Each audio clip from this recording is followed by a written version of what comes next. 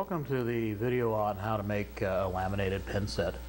And for this we use acrylic plastic, and we're going to glue pieces or strips of acrylic plastic together, sand them down, buff them, and make a pen set or possibly a paperweight.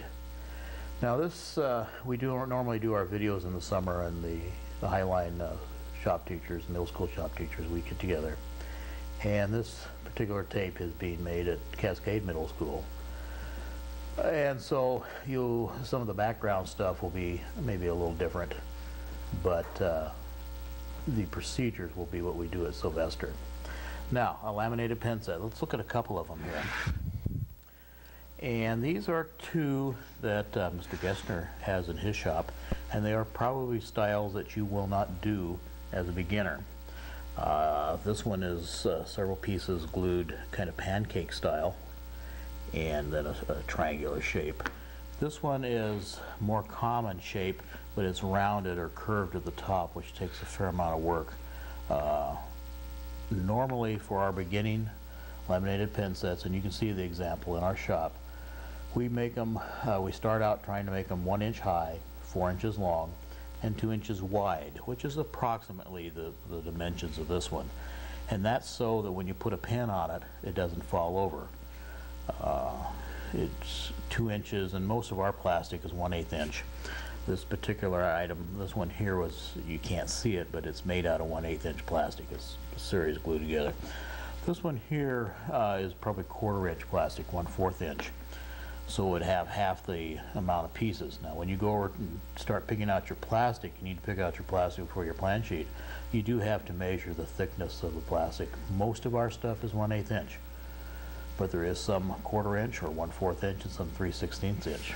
Now, what we're doing is we're going to cut out strips of plastic like this and glue them together.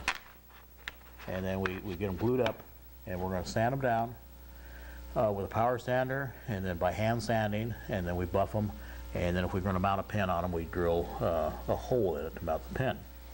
We got to get our plastic, and so when you get your plan sheet, you need to go find plastic. Now, this one is one color, and this is actually two colors here. It may not show up on the TV. They're two dark colors. One is transparent, one is translucent. It's very nice looking. When I cut this stuff out for our video, I just used one color. And this is the piece of plastic it came from. Now, if we look at this, we're going to see some problems with this plastic that we want to avoid. And one is this edge right up in here. Somebody has used the bandsaw and tried to saw the line without drawing a line. And what they've done is wasted plastic, both for them and for the remainder leftover plastic, and wasted money and caused somebody some more work. Also here, now most of our laminated pen sets are 4 inches long, and so we usually cut strips of plastic. Somebody's cut a piece out of here, and again, they've done a very sloppy job, and we have a notch taken out of here, and it starts to really waste a lot of plastic. So what we're going to do, instead of wasting it here like this and with this line, we're going to lay out a strip here that we can cut using a ruler or a square. Now when the plastic, if you can put a square up here and there's no gaps, then you know you got a 90-degree corner. Now we're going to mark, I'm going to mark a 4-inch mark here, because I want a 4-inch piece of plastic. Now most of you, in the past anyway, have elected to use at least 2 colors. The cost is the same. I don't care if you use 1 color or if we have it 10 colors or more.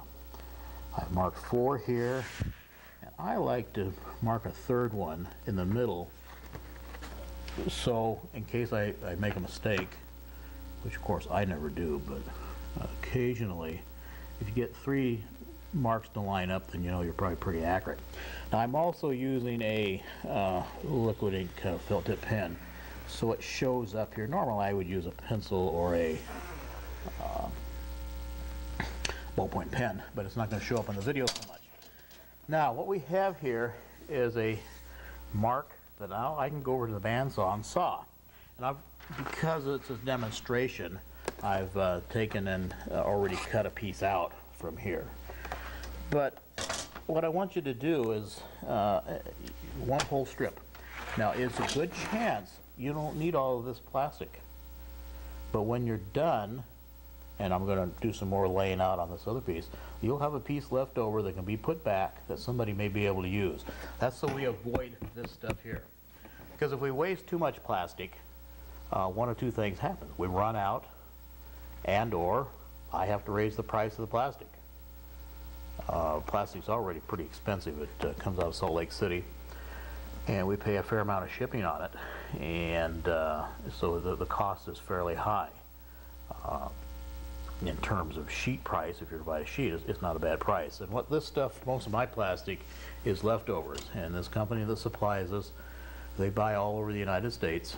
And when a sign company, this plastic is the same stuff that a lot of signs are made out of, a lot of signage. And signs tend to be big things, you know, on stores or lighted up signs. And so they have a lot of stuff left over that would be big to us, but it's just too small to them. So this piece was originally bigger, and it's a nice piece, but to a sign maker or a plastic manufacturing company, this tends to be a nuisance. It's a leftover.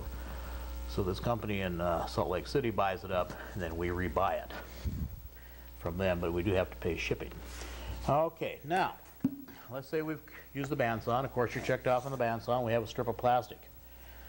And if you remember from orientation when we first talked about this, as one of our beginning projects, I said I wanted you to lay it out at 1 1/8 inches.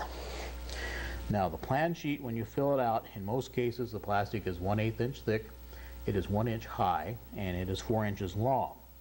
Now the plastic, of course, whatever we get in will determine how thick it is, and I have pricing, if you look on the supply counter where all the prices are, that go up to strips that are 6 inches long, and you could, you know, make probably any length you want to buy it. But I've found that the 4 inch is probably the minimum. Because what also happens as you glue this stuff up and sand it down, you're going to lose a little bit. So now we have 1 1/8 inches here. And the reason I want the 1 1/8 inch is several fold.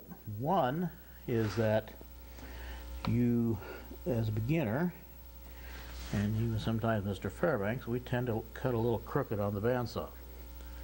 When you take that bandsaw test and watch the video, you'll notice that we talk about it not being the most accurate machine.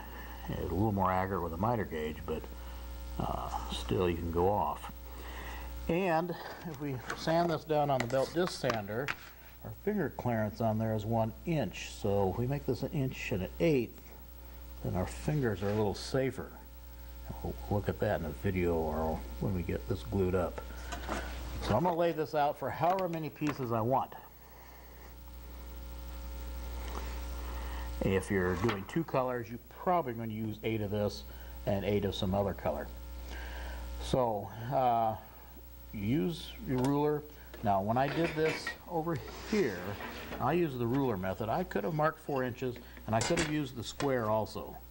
But you have to determine before you do this, is your corner straight? Is it got a 90-degree corner? If not, your plastic, your line will not be parallel to this edge, and you get the incorrect size. Okay, the next thing we're going to do is look about how to laminate this up. Okay, now we're getting ready to glue this. I'm not going to show cutting this out on the bandsaw. I want one word of caution on the bandsaw, that probably about once a semester I have an individual that'll take a big piece of plastic and just butcher it on the bandsaw. I don't think any of the kids that do this have ever set out to say, okay, I'm going to go over there and waste one piece of plastic. But what they do is they take a piece of plastic like this or bigger, and maybe they have drawn a line. In most cases they haven't. But they come up to the bandsaw and they run into the side of the bandsaw. Our bandsaws are 14-inch bandsaws. That means you can cut about 13-inch width on it. The bandsaw is a continuous loop oval blade, and it has a side. And so we do not cut to get to this piece. We cut here. And one of the problems with doing this type of thing is that if you draw it out here, you can cut here, but in many cases you can't cut this line because you run into the side of the other side of the bandsaw. Okay, now I cut out these earlier, and on here we've taken the paper off. Now you have to have permission to glue up, and I'm working off of a wood bench, but at the Sylvester shop we have a metal top glue table. It's got a sign above it, the glue and finish table. Now you notice here, paper's here, paper's here. That's the only two that have it. And the reason that's done is so when we clamp it, we give a little bit more protection. Because if you notice, these edges, these sides here are very shiny. Well, we want to try to protect the outside edges. And when it comes to cement, I have two cans here. I prefer that we use this stuff called 1A. Occasionally, we've had this stuff shipped to us because they were out of the 1A. This is a real thin, watery glue. If we are using it, I will make announcements to the class. You need to pay attention to it because you can only glue 2 or 3 pieces at a time, and you have to use a paintbrush. And if you try to glue all the pieces at once, the glue dries out and it doesn't work by the time you put the clamps on it. So normally we use this stuff here. Now you need to ask permission. That's one of the rules we cover in the first week. And you got to ask permission to glue up, not to hassle you, but to make sure that you're ready, to make sure that you have the paper off. Because this taking the paper off will probably take you 5 to 15 minutes. Sometimes you get a friend to chip in and help you. It takes a little less time. But I'd say a minimum of 5 minutes. We got to make sure there's enough clamps to glue up, which there usually is. Now sometimes there's not for the cutting boards. But we got to make sure there's space for you, because we can normally glue up 4 cutting boards or 4 laminated pin sets at one time. And we got to make sure there's time, because while you can glue half of this or 2/3 of it one day and the rest the next day, you have to be able to get this clamped, and we have to have some time while the clamps are on it to make sure it doesn't move. And we'll discuss this a little bit more. We normally use a popsicle stick for an applicator. It's cheaper than a brush and it does a good job. Notice I have some butcher paper down. We always work on butcher paper, and normally we're on the glue up table, which is metal topped, and when we're done with this butcher paper, it goes in the red flammable can. This stuff is smelly. Another reason you asked to glue up, so I know the ventilation is on. It's also quite flammable, meaning it burns. Okay, to glue it up, I take and get cement out of here, and I cover the thing. And you may get some of this on your skin. Put that down, and then I'm going to cover this, maybe. And I'm trying to get a fairly complete coat. As you work with these, you will find that some of your friends may have them break or fall apart because they didn't get enough laminating cement. I'm putting the cement just on one side, putting it down,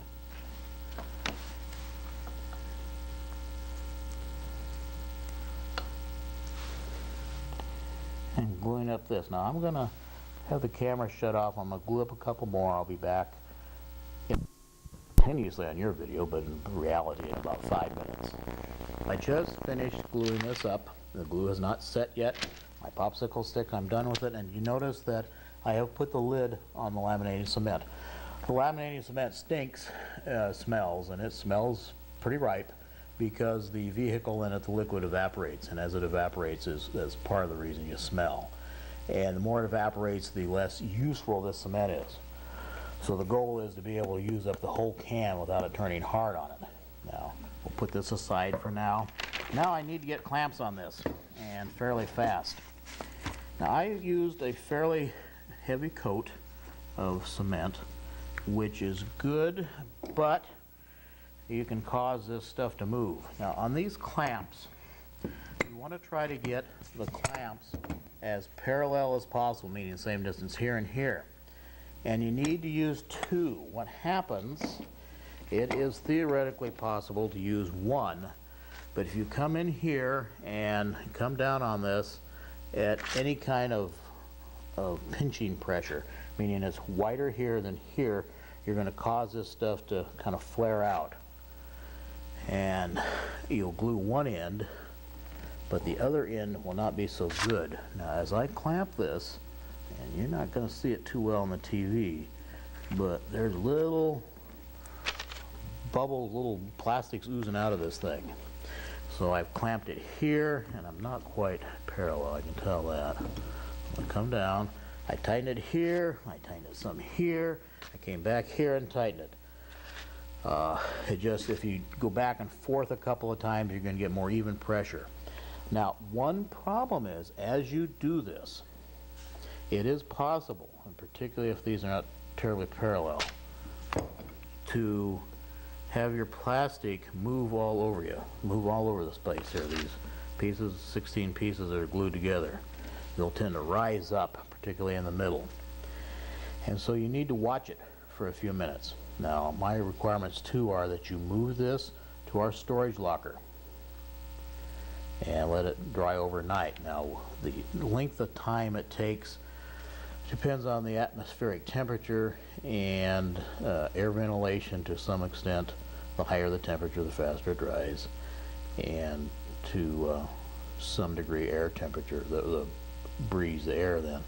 It doesn't take us 24 hours, but it takes more than our class period. So even if you glue up at the beginning and you're fast, chances are it's not totally glued until the next day. It's glued in a couple hours, but won't be glued by the end of our period.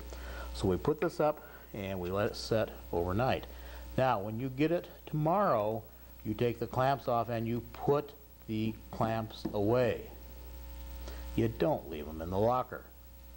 We put them away so they don't take up room in the locker and so somebody else can use them.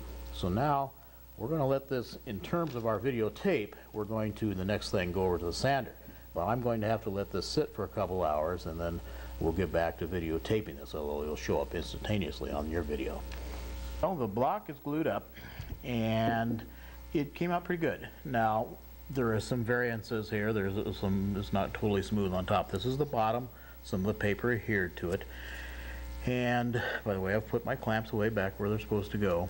The top is going to have a little more unevenness. I think a little bit shifted here, but also these strips weren't quite the same width. You know, I tried, but they weren't quite all 1 1/8 inch. When you start out, and I probably should back up here on the ruler.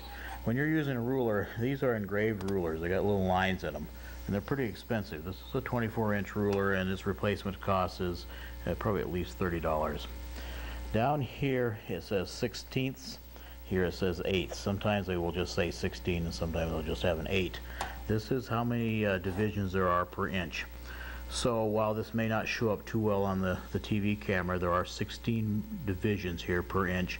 Up here there's 1/8 of an inch. And it's very important that you be able to read a ruler accurately, and so if you have any trouble, don't hesitate to come up to your instructor and get some help. Now, for this here, I have selected the tri-square because before I sand it with the power belt sander, I want to see about what it's like. It doesn't look too bad, but I want to check the ends. I want to check in here, you know, just what are some of the problems, and it's in pretty good shape. It's going to take some sanding. And I would also take my pen here, and on the ends you can trim these with either the bandsaw or the belt sander. Now, if you have to take a lot off, and we're probably going to do the belt or the bandsaw, it's just a minimal amount, that we can use the stationary sander. And I'm using a tri-square so I can, when this line is down here, we have a 90-degree corner, so it's what we call square. Now we're going to go over to the sander, and the power sander has a belt on it that is somewhere between probably 80 to 100 grit. Then after that, we're going to use the wet or dry sandpaper. This is silicon carbide sandpaper. It is waterproof. And we're going to sand it down, because what we're doing is just putting a series of smaller and smaller scratches. We have our glued surface. We're going to sand that down. We're going to go to 220 grit, then 400 grit, and then we're going to buff it. And while buffing makes it look shiny, it is actually putting smaller and smaller scratches in it. Okay, so now let's go over to the sander.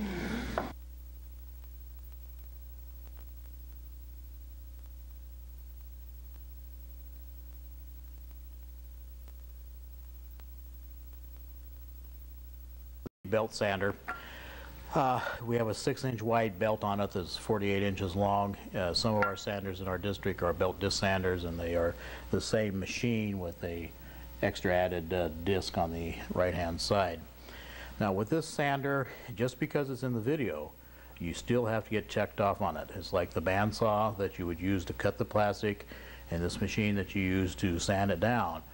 You still have to do your written questionnaire, your safety questionnaire at 100% accuracy, and you still have to have your test from your teacher and get checked off on your equipment operation page. Now there's another test or videotape for the belt disc sander. We're just showing you on this particular project. One problem we have with this project is when you take this test, you're supposed to keep your fingers back an inch from the moving belt. If this is a good 1.125", you can also hold it like this if you're very careful. And we're going to also use a clamp. I remember when we were over at the workbench, I marked these. So I'm going to sand these down, and when I turn on, you're going to hear a lot of noise. You probably won't be able to hear me talk, but we'll take and try to square this up a little bit.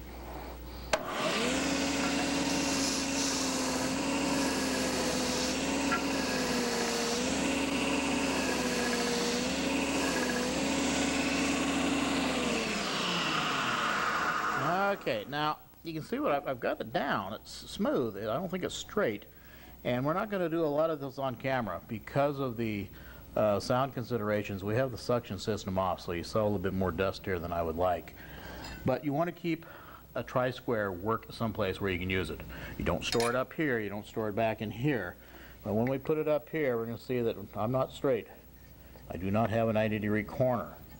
And don't try to eyeball it. Most of us cannot. So when the video is off, the camera is off, I will come back and straighten both of these up. But now we want to take a look about how to get this surface. So we're going to change the camera angle. Okay, now we need to sand our biggest surfaces. One way to do it to keep your fingers back an inch is to use a clamp. This is one of the same clamps I used to glue up the project with. And there are some things that you have to be careful of because you try to get your two parts of your clamp as parallel to each other as possible, meaning same distance here, same distance here, same distance here.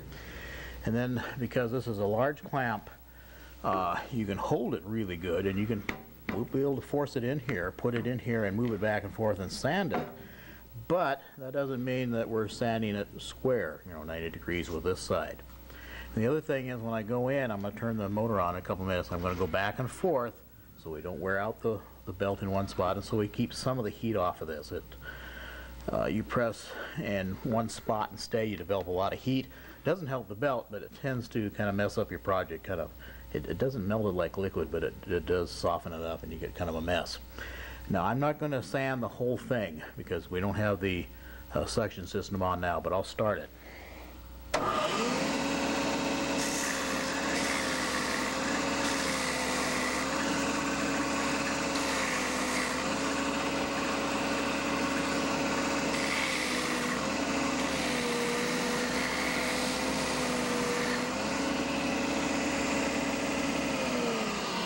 Well, you can see in less than a minute, you can see how much good damage I've done. It's not done, but I've made a lot of progress here.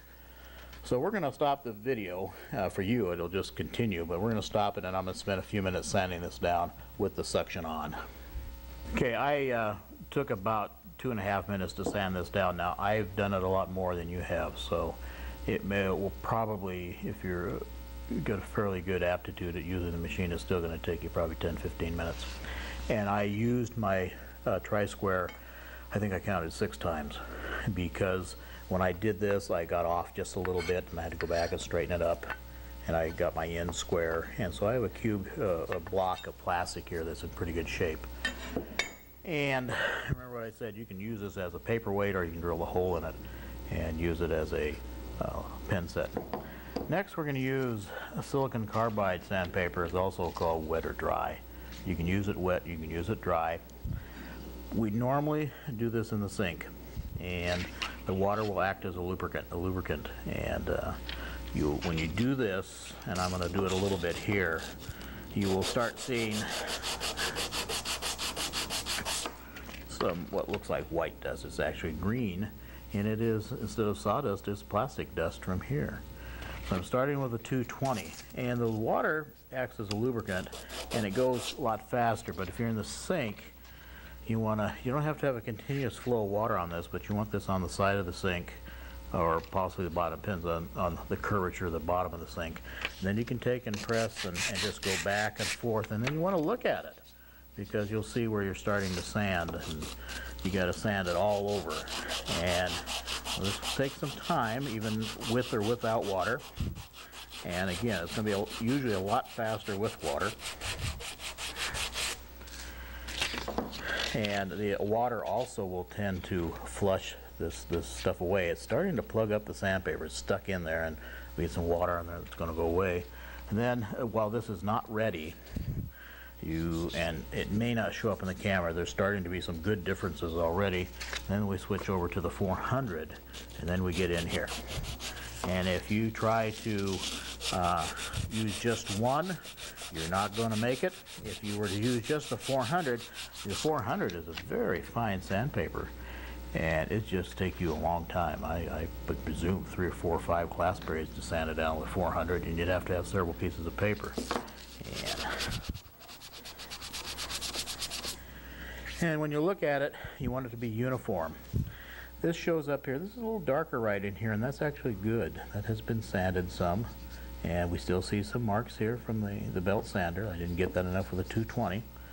So we want to sand it evenly with 220, and it's perfectly okay to come up to your teacher and ask how it is. Now, you may not have a great conversation. You know, if a student comes up to me, and I look and I say, fine, now you're ready for the next grit, you know. And if you do come up to your teacher, it's the best thing you do is say, Mr. Gessner, Mr. Fairbanks, I've used the 220 on it. Am I ready to go? Because that tells us real fast what you've used on it.